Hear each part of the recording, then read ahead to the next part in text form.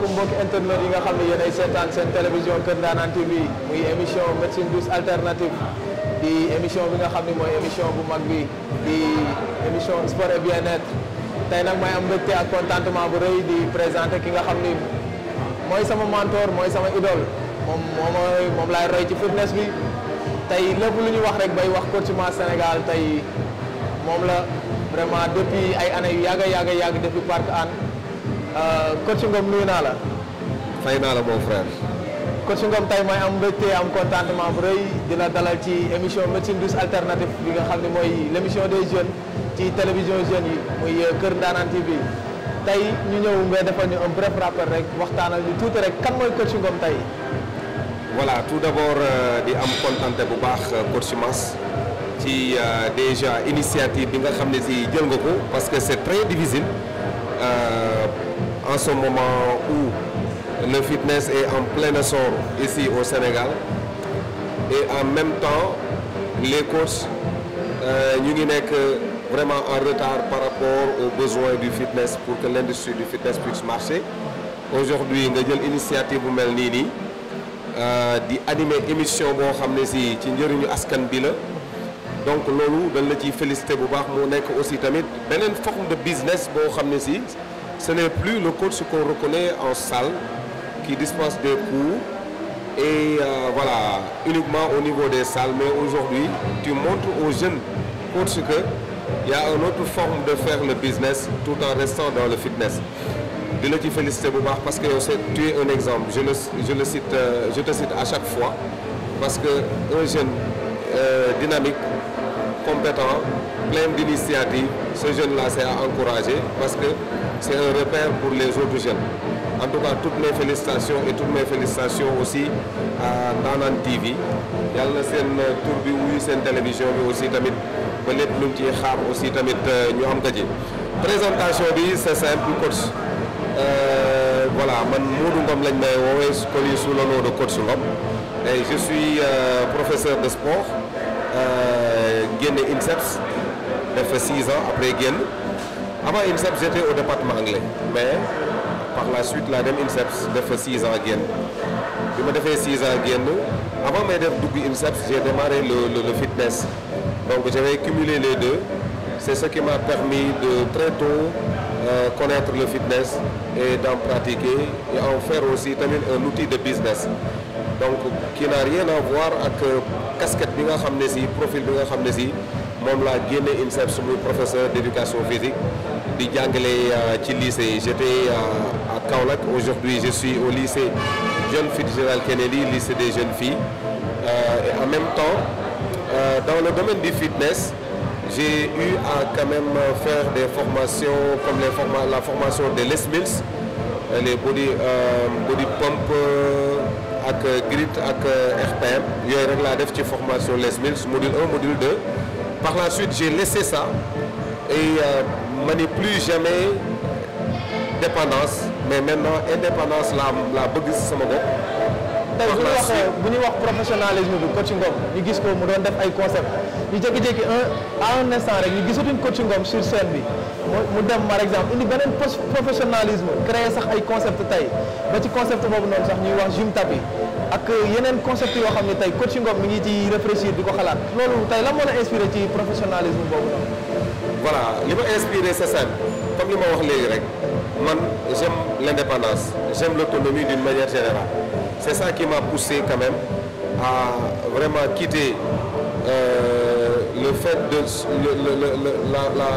l'option de la soumission ñëw ci option indépendance loolu moo ma permettre après les formations de personal training avec Africa Fitness Consulting je pense qu'ils sont venus au Sénégal une fois avec DNA niveau 4 et d'autres formations en ligne que j'ai eu à faire donc je me suis dit que j'ai assez de bagages quand même pour pouvoir quand même dérouler de façon indépendante mes activités donc looloo tax ma retiré wu et pour te dire aujourd'hui pour un vrai pro il faut que cette personne-là ait ce qu'on appelle l'esprit de créativité et d'inventivité donc tant que tu es dépendant tu peux réussir mais pas comme tu le veux donc indépendance ci lépp lu mu mënti doon dafa baax surtout domaine bi nga xam ne si ñu ngi bëgg nekk ay pro donc il faut que nous départir il faut passer par ça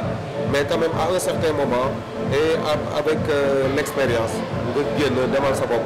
loolu tey parcours coach Ngom ñu bu ñu bëggoon a ñëw rek ci parcours bi commençant ci fitness bi xam naa ni parcours bi bu ñu ko doon wax dina xaw a bari trop macha allah mais tey bu ñu doon wax rek parcours coach Ngom bu ñu commencé fitness ak tey fi mu aboutir ba sax ñuy wax l'amicale le coordonnateur ñi naan le président man je dis moom le président de l'amicale des moniteurs du fitness du Sénégal tey parcours coach Ngom tey fan lañ koy tënk rek ci lu gàtt.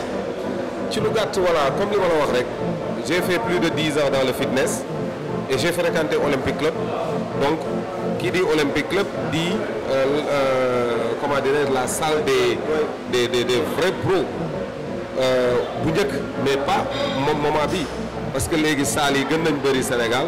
coach yi aussi tamit am nañ possibilité de def formation comme avant ni ñu ko doon defee à Olympic Club donc c'est ça qui m'a permis quand même d'avoir cette casquette cette capacité de pouvoir quand même être à la hauteur de mes objectifs donc loolu daal mën naa la ko ci wax coach Mass et puis par rapport ak nos débuts aujourd'hui j'ai vu que vraiment les choses ont vraiment progressé les choses ont avancé de telle sorte que aujourd'hui les jeunes am nañu possibilité aujourd'hui devenir plus que coach Ngom parce que bu njëkk c'était trop restreint c'était un cercle VIP mais aujourd'hui dans la banlieue aujourd'hui nous sommes à Keur Massar ici Fitness Vert est récemment installé. daal di décentraliser voilà comme li ñu doon waxtaan léegi.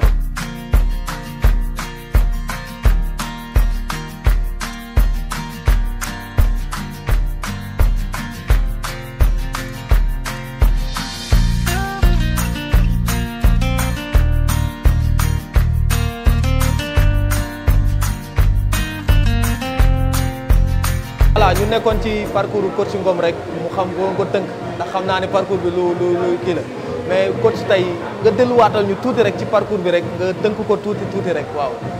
voilà coach Mass c'était très difficile au début personne n'y croyait au début parce que fitness dañ jàppoon ni que affaire u fecc la donc moo taxoon mu métti ci ñun on a débuté vraiment sans appui sans support sans soutien sans rien du tout avec notre propre moyen.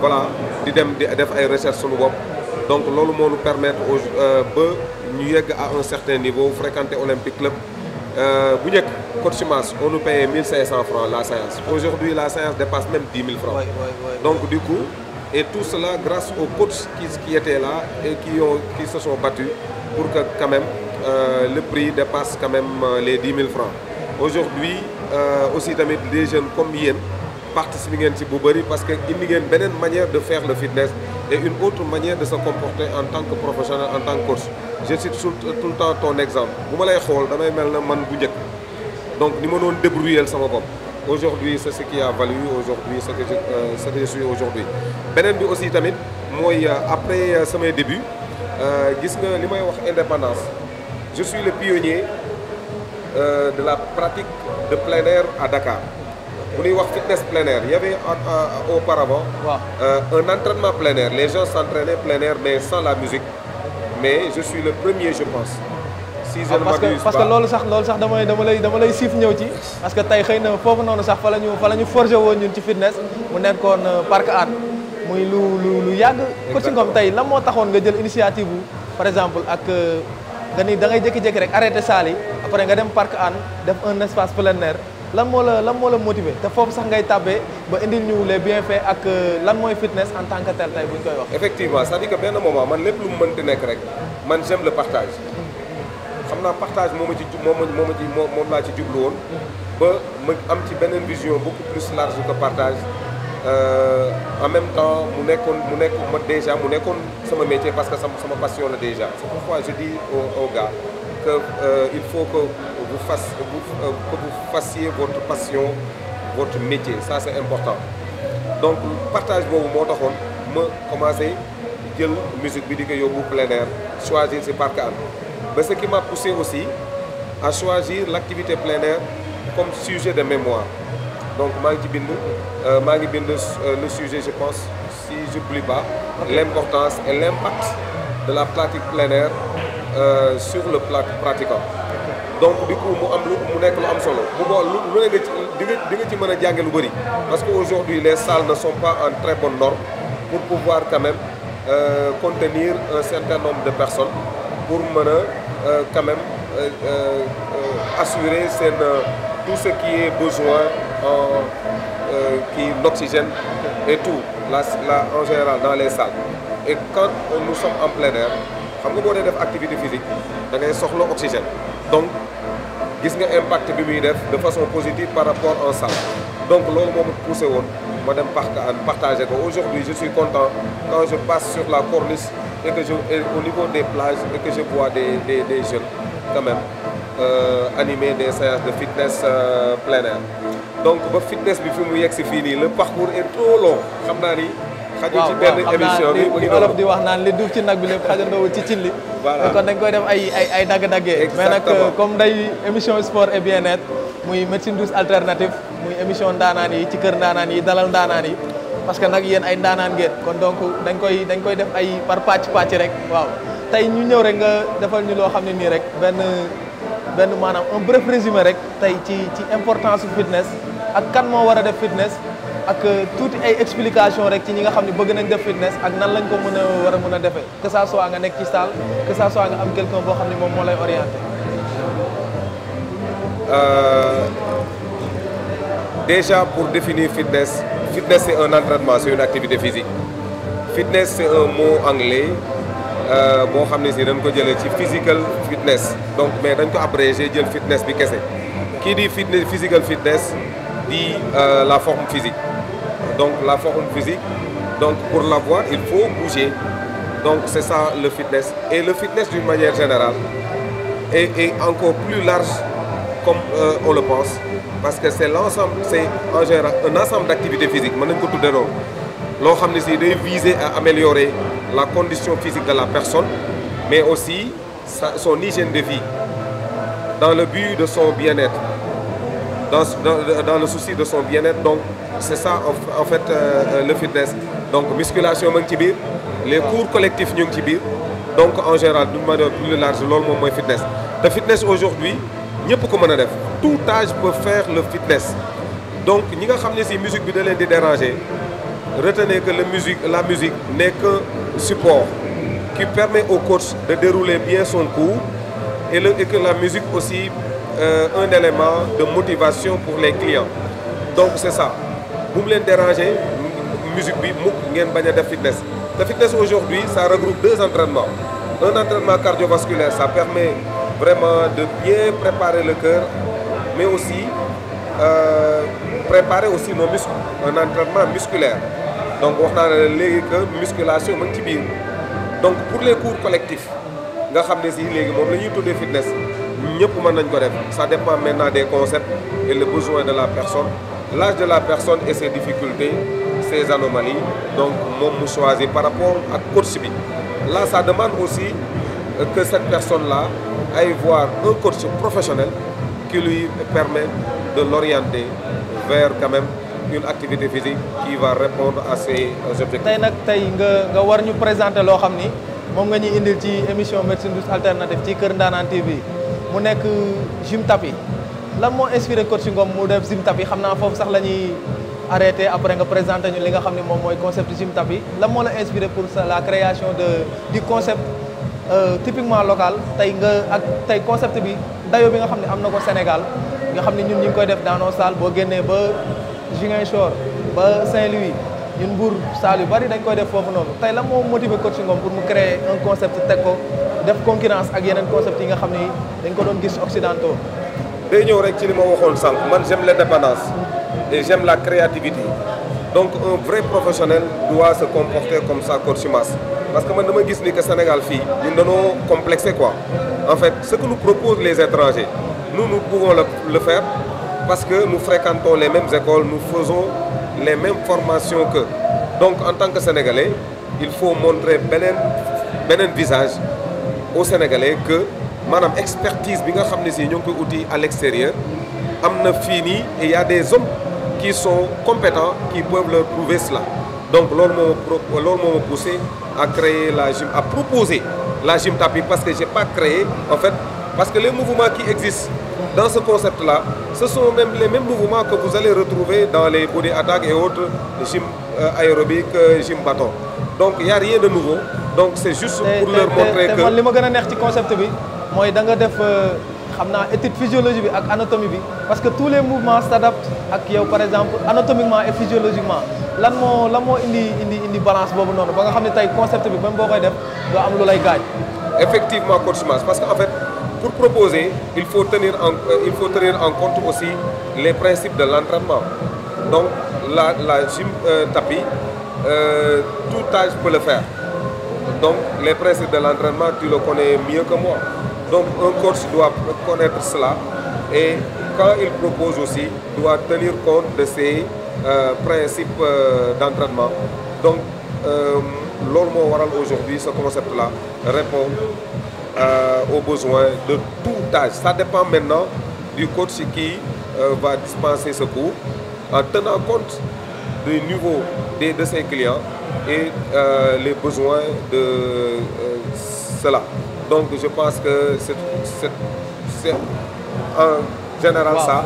Et en tenant compte aussi ce que le client attend de nous, c'est de faire des renforcements, et en même temps travailler son cœur. C'est ça que vous allez retrouver dans Gym Tapis, qui est un entraînement aérobique et en même temps un entraînement de renforcement. Voilà, kon foofu xam naa la ñuy daaneele daal di dem ci li nga xam ne moom mooy présentation bi ba tey ñu ngi leen di wax ne yéen a ngi ci seen émission médecine douce alternative ci Kër Ndaanaan muy l'émission jeune sur la télé des jeunes télé wu ndaanaan yi ci émission ndaanaan bi dalal ndaanaan yi. kon donc ñu ngi ak benn ndaanaan tey muy coach Ngom noonu la ñuy demee rek daal di leen di indil li nga xam ne moom mooy Gym Tapis ànd ci ak moom kon ñu teg seen baaraam foofu noonu ñu ànd ak ndaanaan yi dem ci Gym Tapis.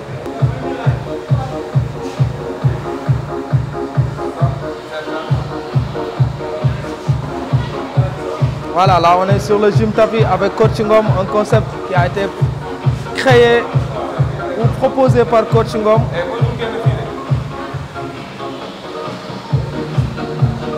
Là, on est sur les squats top. Toujours les mains sur la taille, les abdos serrés, gardez toujours l'amplitude haute.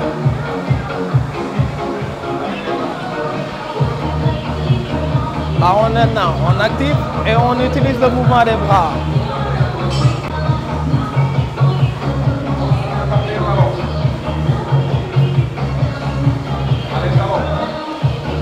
Là, on monte sur les talons. Et là, vous ne sentez pas les talons, mais allez encore 10. Espacez les jambes. Step tête sur les côtés. Relax.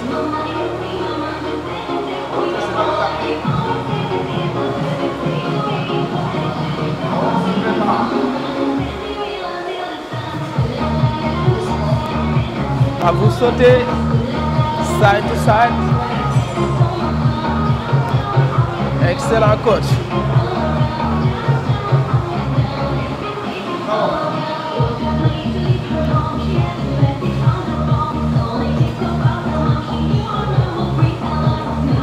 Toujours vous montez sur les talons et espacez les jambes sur le tapis. Les abdos sont serrés. La extension complète des bras. Et vous poussez. Vous êtes toujours sur l'émission Médecine douce alternative.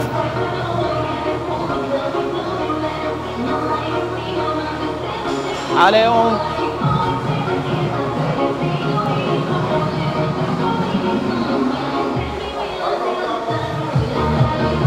allez toujours sur les talons. Et là, vous faites un petit squat amélioré. Gym Tapis toujours avec coach Ngom, coordonnateur. Extension des bras et vous poussez.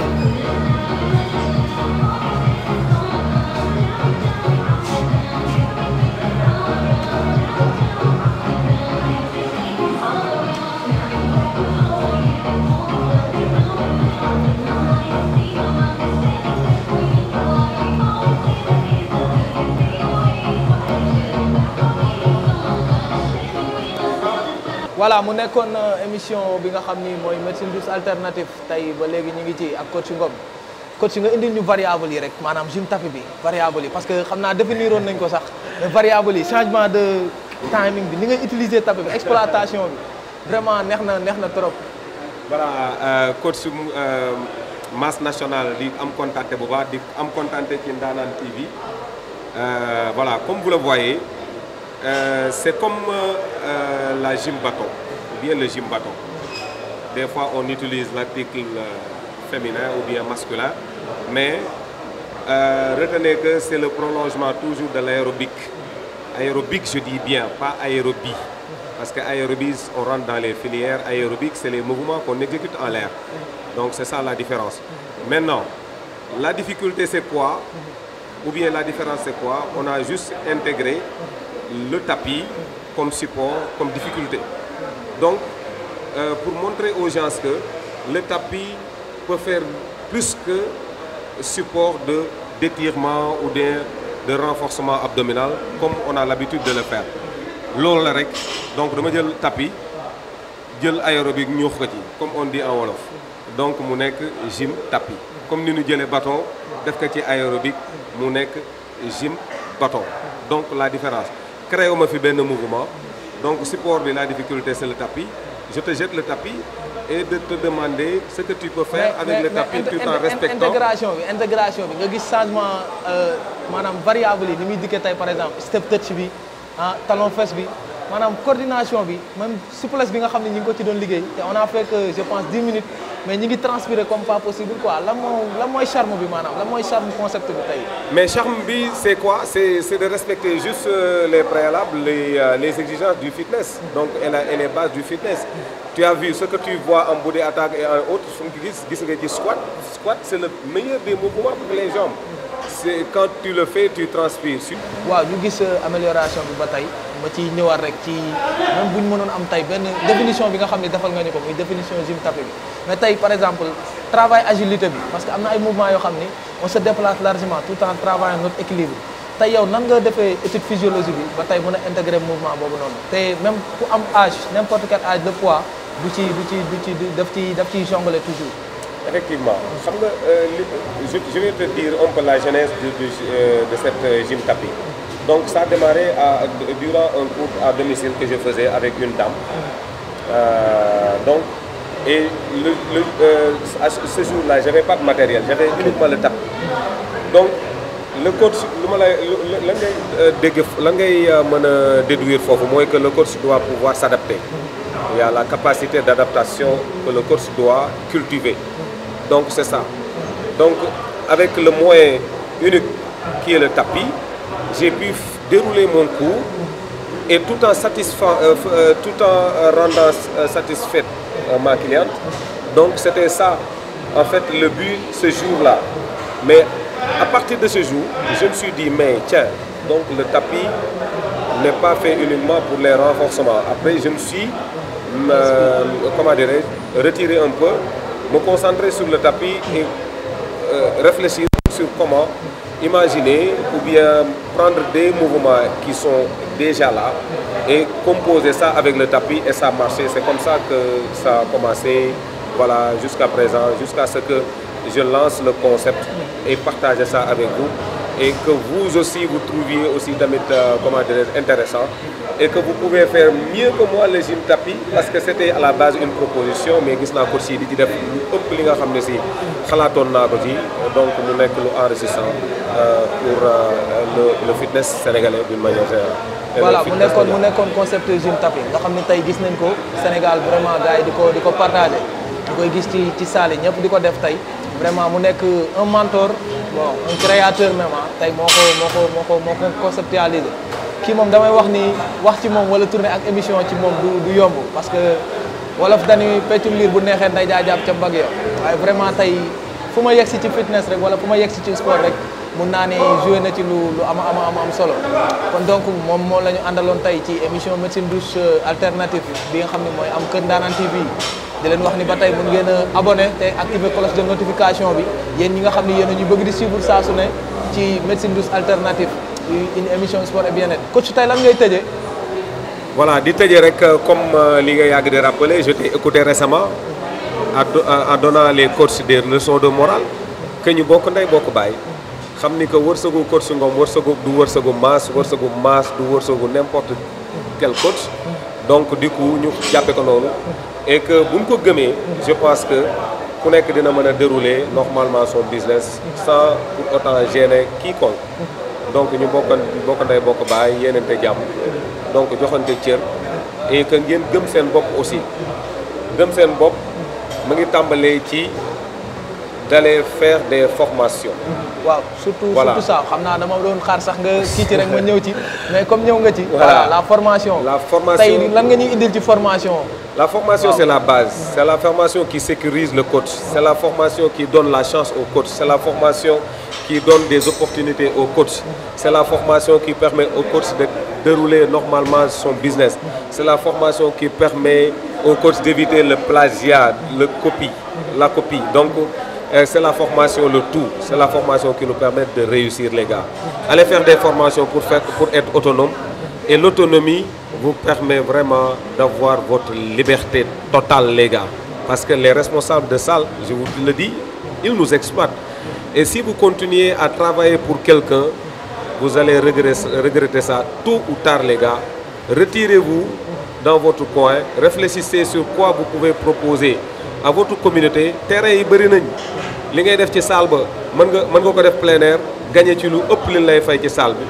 di nga ci jariñ sa communauté am ci autonomie et puis voilà bonjour la liberté et la réussite merci coach Mass. voilà mu nekkoon seen émission médecine douce alternative ñu àndoon ci ak le président même man duma wax sax coordonnateur coach Mamadou Ngom vraiment mu nekk koo xam ni la bay na waaram ci fitness bi te ba léegi mi ngi continuer di bay waaram ñu wax ñu tamit lu am importance muy la formation kon ñu leen di gën a insister waat rek sama gars yi muy ñëpp commençant ci man commençant ci sama bopp laa koy commencé ñu dem ñu forger waat parce que boo defee formation rek dina la permettre nga am opportunité tey nag ñu ñëwoon fii fekk ko ci fitness vert bu Kër Massar voilà mu présenté ñu un concept bu am solo muy gym tapis vraiment mu nekk loo xam ne moom moo ko initié voilà indi ci lu am solo kon donc foofu la ñuy yemalee suñu tey émission tey muy médecine douce alternative émission sport et bien-être l' émission des jeunes sur la télé des jeunes mooy télé wu ndaanaan yi muy émission ndaanaan bi dalal ndaanaan yi tey ñu àndoon ak un grand ndaanaan ci fitness